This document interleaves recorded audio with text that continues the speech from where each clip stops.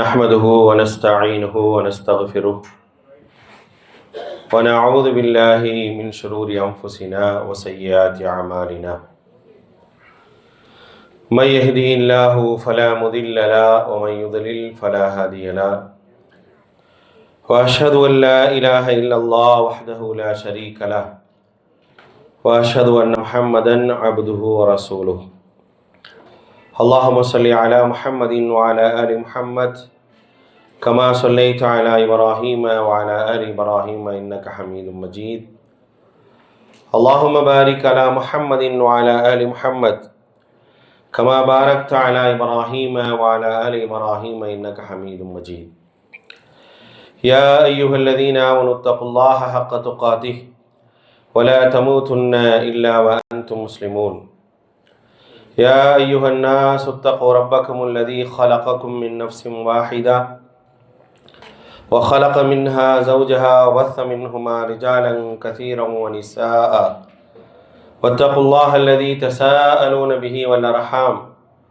إن الله كان عليكم رقيبا يا أيها الذين آمنوا اتقوا الله وقولوا قولا سديدا يصلح لكم أعمالكم ويغفر لكم ذنوبكم ومن يطع الله ورسوله فقد فاز فوزا عظيما أما بعد فإن أصدق الحديث كتاب الله وخير الهدي هدي محمد صلى الله عليه وسلم وشر الأمور محدثاتها وكل محدثة بدعة وكل بدعة ضلالة وكل ضلالة في النار فقال الله تعالى في القرآن العظيم أعوذ بالله من الشيطان الرجيم بسم الله الرحمن الرحيم فوربك لنسألنهم أجمعين أما كانوا يعملون رب اشرح لي صدري ويسر لي أمري واحلل عقدة من لساني يفقهوا قولي அளவற்ற அருளாளனும்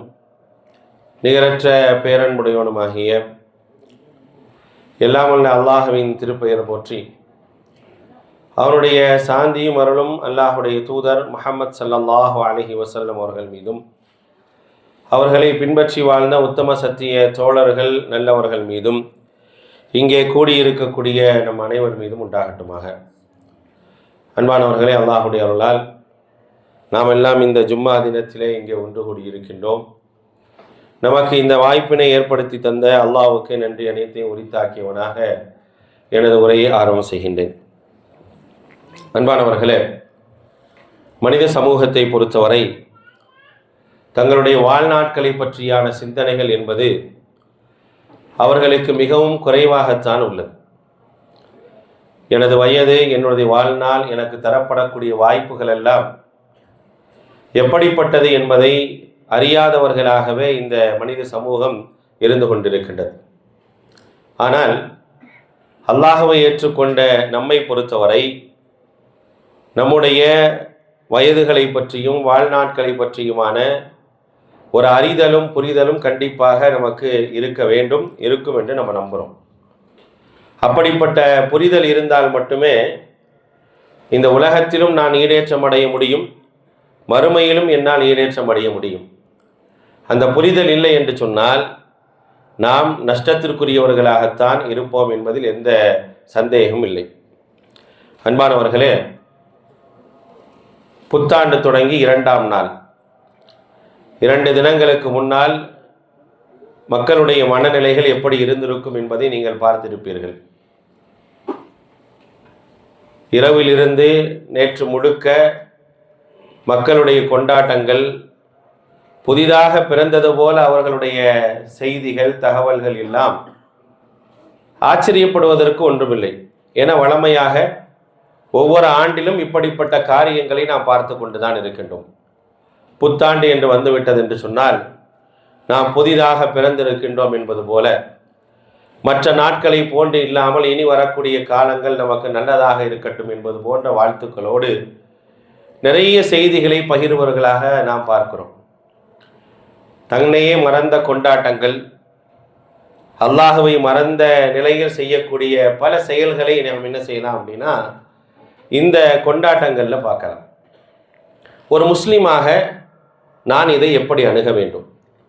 நான் அல்லாஹ்வை ஏற்றுக்கொண்டிருக்கின்றேன்.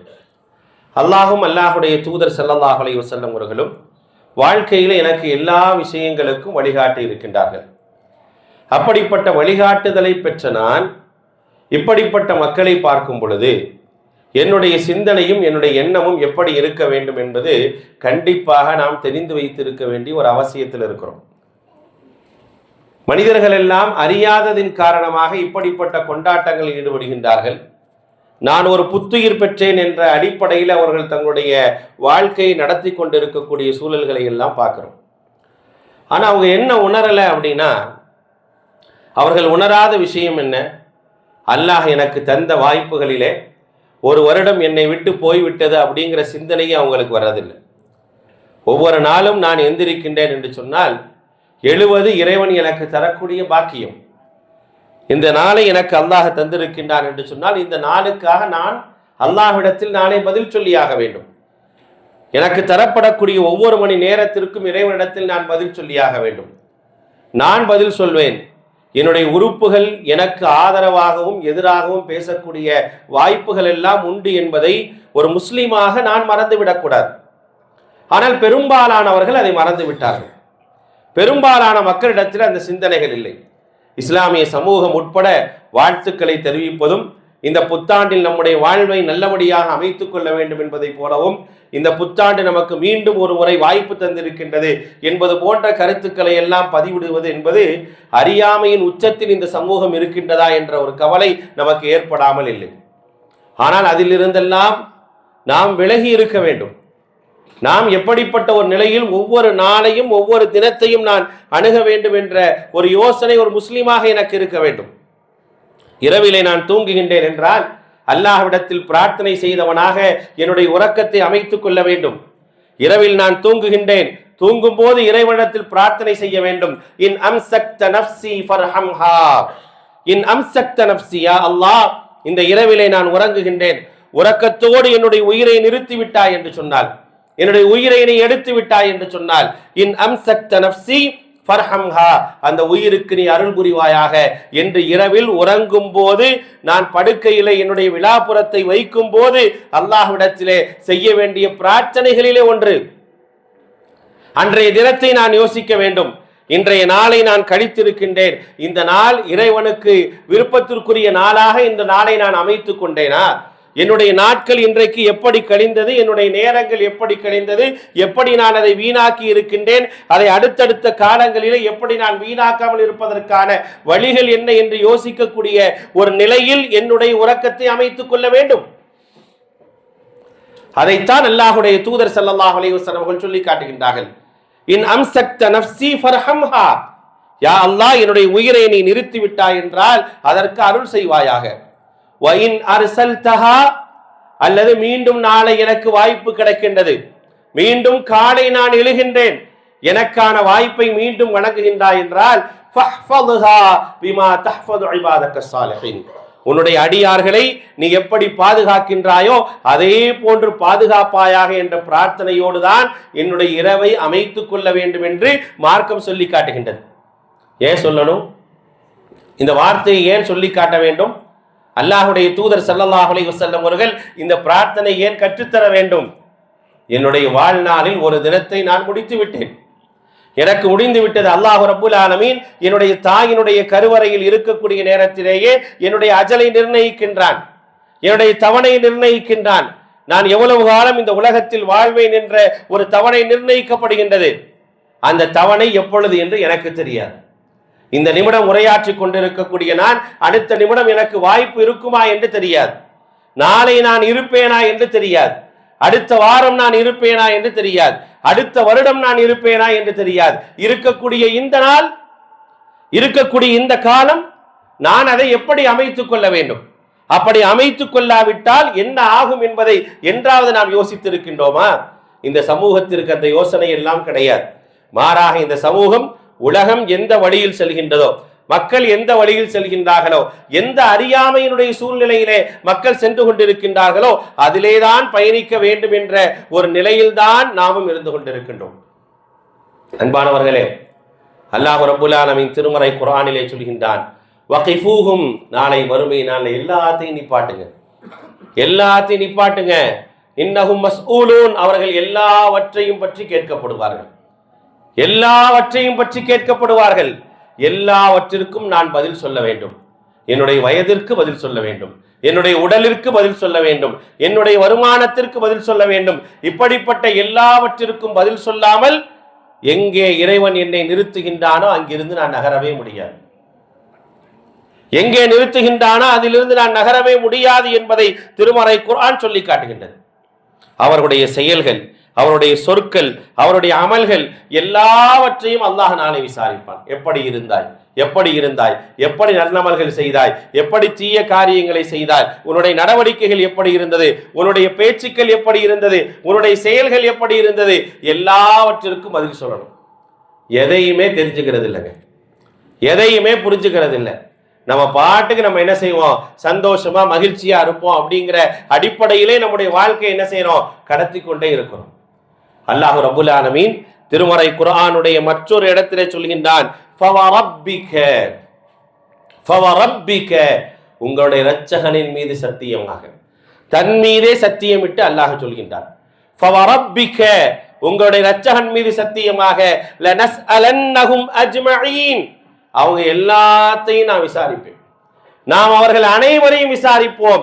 அம்மா கானு யஅமலூன், அவர்கள் எப்படி செயல்பட்டார்கள், அவருடைய காரியங்கள் எப்படி இருந்தது என்பதை விசாரிக்காமல் நம்ம விடமாட்டோம் அப்படின்னு சொல்லி ரப்புல் ஆலமீன் தன் மீது சத்தியமிட்டு சொல்கின்றார். தன் மீதே சத்தியமிட்டு சொல்கின்றார் என்றால் நான் இதை எப்பொழுது யோசிக்க போகின்றேன்? சரி, அல்லாஹ் கேட்கிறான் சொல்றானே, எதை கேட்பான்? எவைகள் எல்லாம் நாளை விசாரிக்கப்படும். விசாரணையில் உள்ள விஷயங்கள் என்ன என்பதை நாம் யோசித்து இருக்கின்றோமா? அல்லாஹுடைய தூதர் நபிகள் நாயகம் ஸல்லல்லாஹு அலைஹி வஸல்லம் அவர்கள் சொல்கின்றார்கள், நாளை மறுமை நாள் எல்லாரையும் ஓட விடுவான் அல்லாஹ். எல்லாரும் ஓடுவாங்க. எப்படி இருக்கும் அந்த நிலை, அந்த சூழல் எப்படி இருக்கும்? யா அய்யுஹன் நாஸு தகு ரப்பக்கும் இன்ன ஸல்ஸலத்தஸ் ஸாஅத்தி ஷைஉன் அதீம். திருமறை குர்ஆன்ல சூரத்துல் ஹஜ்ல முதல் வசனங்களிலே சொல்லி காட்டுகின்றான், மனிதர்களே உங்களுடைய இரட்சகனை பயந்து கொள்ளுங்கள். இன்ன ஸல்ஸலத்தஸ் ஸாஅத்தி ஷைஉன் அதீம், மறுமை நாளுடைய ஒழுக்கம் என்பது மகத்தானது. யௌம தரவுனஹா தذهل كل مرضعة அம்மா அர்ضعت, அந்த நாளில் பாலூட்டி கொண்டிருக்கக்கூடிய தாய் தன்னுடைய குழந்தையை விட்டு விட்டு ஓடுவாள். وَتَضَعُ كُلُّ ذَاتِ حَمْلٍ حَمْلَهَا وَتَرَى النَّاسَ سُكَارَى, கருவிலே சுமந்து கொண்டிருக்கக்கூடிய ஒரு தாய் தன்னுடைய குழந்தையை, சிசுவை இறக்கி வைத்து விட்டு ஓடுவாள். உச்சபட்சமான ஒரு செய்தி அல்லாஹ் தஆலா சொல்லி காட்டுகிறார். ஒரு தாய் எந்த சூழ்நிலையிலும் எதை விட்டு கொடுக்க மாட்டாளோ அதை அல்லாஹ் சொல்கின்றான், நாளை மறுமை நாள் என்பது மகத்தானது. அந்த நாளை நீங்க பயந்துக்கங்க. அந்த நாள்ல என்ன ஆகும் அப்படின்னா, ஒரு தாய் பாலூட்டி கொண்டிருக்கக்கூடிய தன்னுடைய குழந்தையை எந்த சூழ்நிலையிலும் எதற்கும் விட்டுவிட மாட்டாள். ஆனால் அந்த நாளிலே அவள் விட்டு விட்டு ஓடுவாள். கருவை இறக்கி வைத்து விட்டு ஓடுவாள். கருவை இறக்கி வைப்பது என்பது சாதாரணமானதா? அதை இறக்கி வைத்து விட்டு ஓடுவாள். வதரன்னாஸ சுகாரா, மனிதர்களை எல்லாம் மயக்கத்தில் இருப்பதை போன்று பார்ப்பீர்கள். அப்படியெல்லாம் அல்லாஹு தஆலா ஓட விடுவான். எல்லாரும் ஓடின பிறகு ஒரு இடத்துல வந்து நிற்போம். எல்லாரும் நிற்கணும். அங்கேயும் இங்கேயும் ஓடி அடைக்கழிக்கப்பட்டு ஒரு இடத்தில் நின்ற பிறகு என்ன ஆகும்? நின்ற இடத்தை விட்டு நம்மால் நகரக்கூட முடியாது. ஒரு இடத்துல நிற்கிறேன்ல, நான் நிற்கின்றேன் என்று சொன்னால் ஒரு அரை மணி நேரம், ஒரு 20 நிமிடம் ஒரு இடத்தில் நின்றால் என்னுடைய கால்கள் எத்தனை முறை மாற்றி மாற்றி அமைக்கப்படுகின்றது என்பதை நான் யோசித்து பார்க்க வேண்டும். இங்க உட்கார்ந்து இருக்கிறேன், நான் உட்கார்ந்து இருக்கக்கூடிய அரை மணி நேரங்களிலே என்னுடைய அமரக்கூடிய அந்த சூழலை எத்தனை முறை மாற்றிக் கொள்கின்றேன். ஏன்னா அப்படியே உட்கார்ந்து இருக்க முடியாது. ஆனால் நாளை மறுமையை பற்றி அல்லாஹ்வுடைய தூதர் ஸல்லல்லாஹு அலைஹி வஸல்லம் அவர்கள் சொல்கின்றார்கள், பாருங்கள், லா தஸூலு கதமா அப்தின், அடியானுடைய கால்கள் இருக்கா இல்லையா, 2 கால்கள் நகரவே நகராது. எங்க ஓடி முடிச்ச பிறகு அல்லாஹ் தஆலா நிப்பாட்டுறானோ அந்த இடத்துல அப்படியே நிற்போம். நகர முடியாது, காலை தூக்க முடியாது, அசைந்து அடுத்த இடத்திற்கு போக முடியாது, இன்னொரு பக்கத்தில் போக முடியாது. அப்படி நிற்போம், அப்படி நிற்பாங்க. நின்ற இடத்தில் என்னுடைய கால்கள் அசையாமல் அப்படியே நிற்கும். ஹத்தா யுஸ்அலு அன் அர்பஇன், 4 விஷயங்களை பற்றி கேட்டு அதற்கு நாம் பதில் சொல்லாத வரை. 4 விஷயத்தை பத்தி அல்லாஹ் கேட்பான், அதுக்கு முழுசா பதில் சொல்லணும். சொன்ன பிறகுதான் அந்த இடத்தை விட்டு நகர முடியும். அது வரைக்கும் அப்படிதான் நிற்போம், நின்ற இடத்துல இப்படி நிற்க வேண்டியதுதான். அதுல முதல் விஷயம் என்ன தெரியுமா? இன்னைக்கெல்லாம் நம்ம ரொம்ப சந்தோஷமா கொண்டாடிட்டு இருக்கோமே, புத்துயிர் பெற்றோம் அப்படின்னு கொண்டாடிட்டு இருக்கிறோமே. ஒவ்வொரு வருடமும் எனக்கு பிறந்த தினங்கள் வந்தால் அதை மகிழ்ச்சியாக கொண்டாடுகின்றேனே. யாருக்கும் சொல்லாவிட்டாலும் கொண்டாடி அதற்கான ஒரு மகிழ்ச்சியை வெளிப்படுத்தி கொண்டிருக்கிறேனே. அந்த வயசை பத்தி தான் முதல் கேள்வி அதுதான்.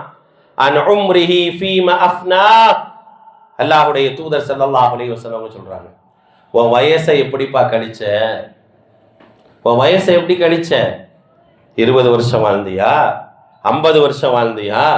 15 வருடம் வாழ்ந்தியா? எத்தனை வருடம் ஆனாலும் அதற்கான பதில் இருக்கின்றது.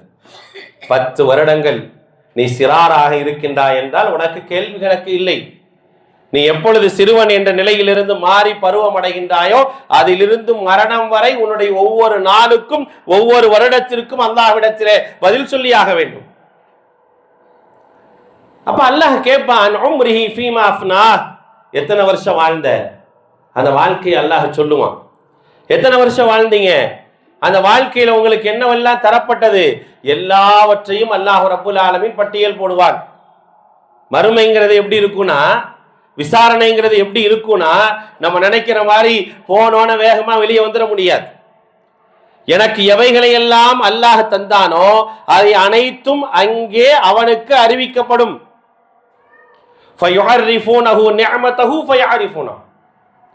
அவனுக்கு தரப்பட்ட எல்லாவற்றையும் அல்லாஹ் ரப்புல் ஆலமீன் அவனுக்கு அறிவிப்பான்.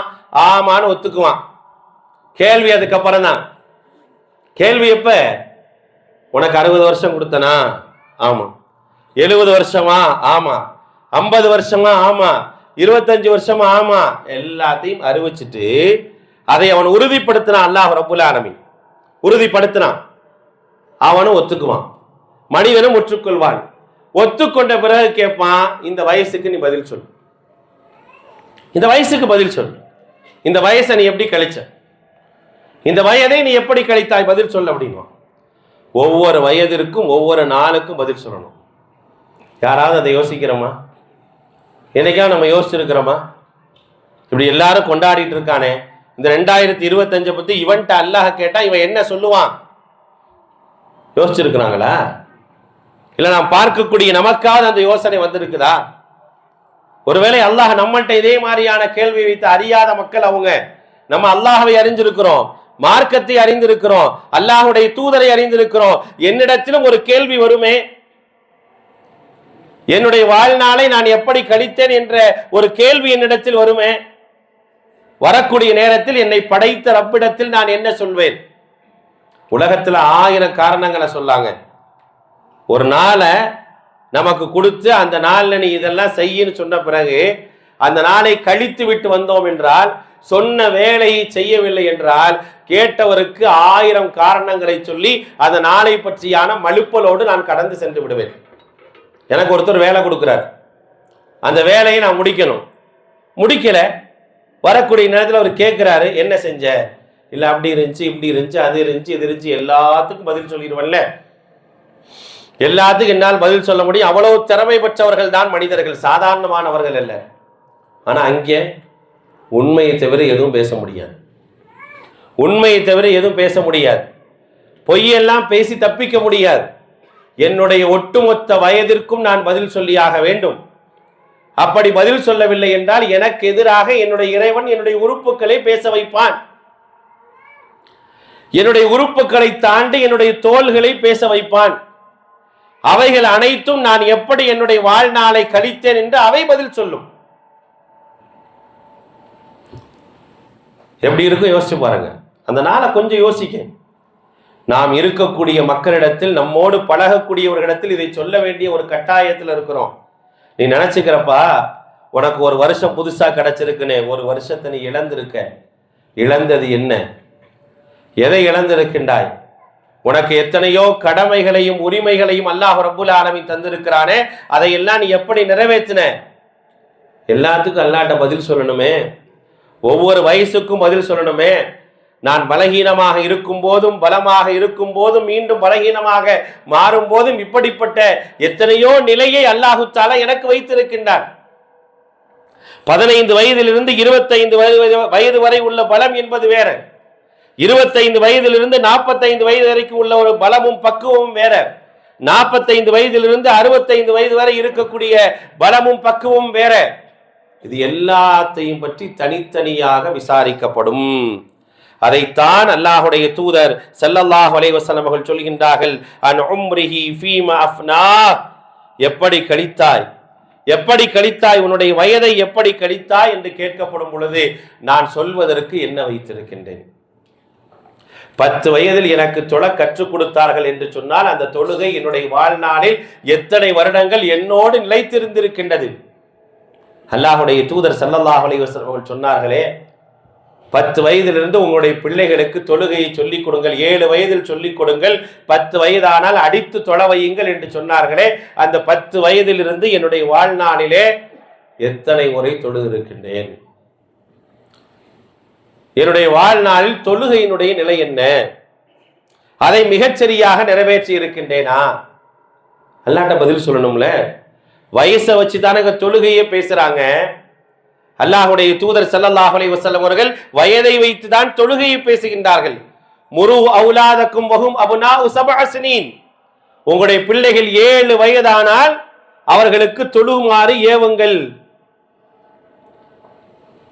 தொழுமாறு ஏவுங்கள். அங்கே சொல்லக்கூடிய வயது 7 வயதை அங்கே சுட்டிக்காட்டி சொல்கின்றார்கள். 10 வயதாயும் தொழுகவில்லை என்று சொன்னால் அவர்களை அடியுங்கள், அடித்து தொழச் சொல்லுங்கள் என்று சொல்கின்றார்கள். வஅமுர் அஹ்லக பிஸ்ஸலா, உங்களுடைய குடும்பங்களுக்கு தொழுகையை பற்றி ஏவுங்கள், அதில் நீங்கள் உறுதியாக இருங்க அப்படின்னு சொல்லி அல்லாஹ் சொல்றானே. அந்த வயதில் என்னுடைய வயது வாழ்நாட்களில் எத்தனை முறை நான் சரியான முறையில் தொழுகை நிறைவேற்றி இருக்கின்றேன்? வயோதிகம் வரை நிறைவேற்ற வேண்டும், மரணம் வரை நிறைவேற்ற வேண்டும். மரணத்தினுடைய கடைசி வார்த்தைகளிலே அல்லாஹுடைய தூதருடைய வார்த்தைகளிலே ஒன்று தொழுகை. நான் என்னுடைய காதை அல்லாஹுடைய தூதர் ஸல்லல்லாஹு அலைஹி வஸல்லம் அவர்களுடைய உதட்டின் அருகாமையில் வைத்தேன். அந்த உதட்டினுடைய ஈரம் என்னுடைய காதில் பட்டது. ஆயிஷா ரலியல்லாஹு அன்ஹா சொல்லி காட்டுகின்றார்கள், அந்த உதட்டின் ஈரம் என்னுடைய காதில் பட்டது.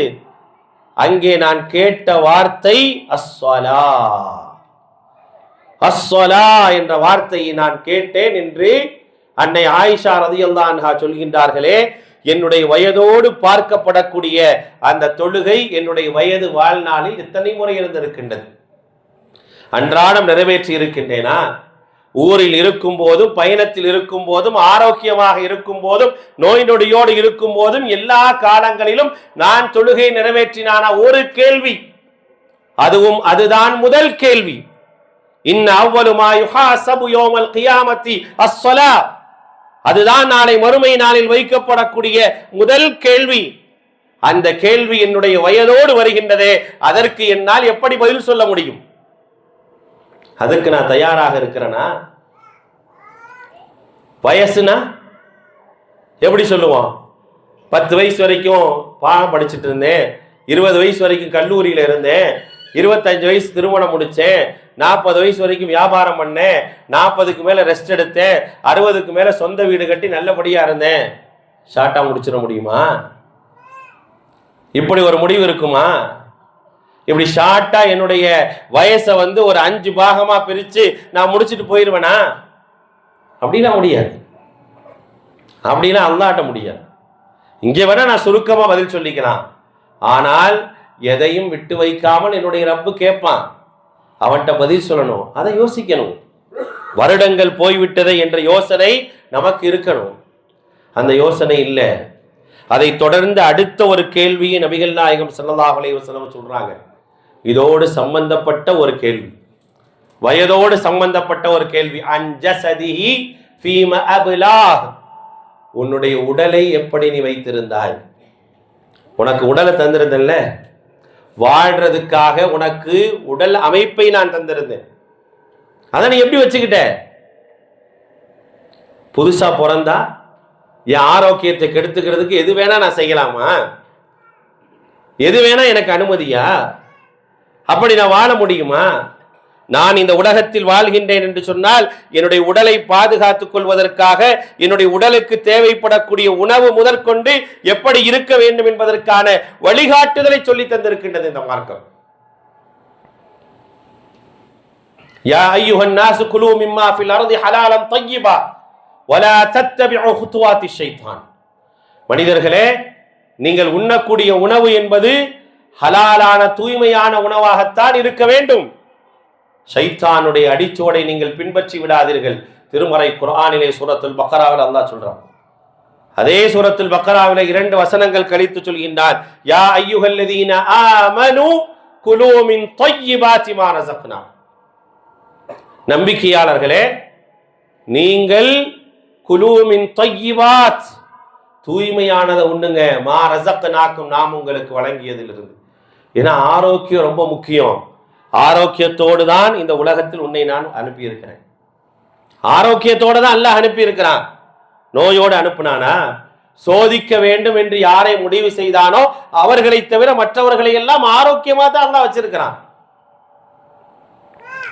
அந்த ஆரோக்கியத்தை என்னுடைய வாழ்நாளில் நான் எப்படி வைத்திருந்தேன் என்பதற்கான பதில் சொல்லணும். சாதாரணமானதில் ஆரோக்கியம் என்பது நிஅமா அப்படிங்கிறாங்க, நிஅமத் அப்படிங்கிறாங்க. அல்லாஹ்வுடைய தூதர் ஸல்லல்லாஹு அலைஹி வஸல்லம் சொல்றாங்க, நிஅமத்தான், 2 அருட்கொடைகள். பெரும்பாலும் மனித சமூகம் கவனமற்றதாக இருக்கின்றது 2 அருட்கொடைகள்ல. எது? அஸ்ஸிஹ்ஹத்து வல் ஃபராக், ஆரோக்கியம் மற்றும் ஓய்வு. 2 நமக்கு தந்த நிஅமத். இந்த 2ஐயும் நம்ம எப்படி வச்சிருக்கோம்னு யோசிச்சு பாருங்க.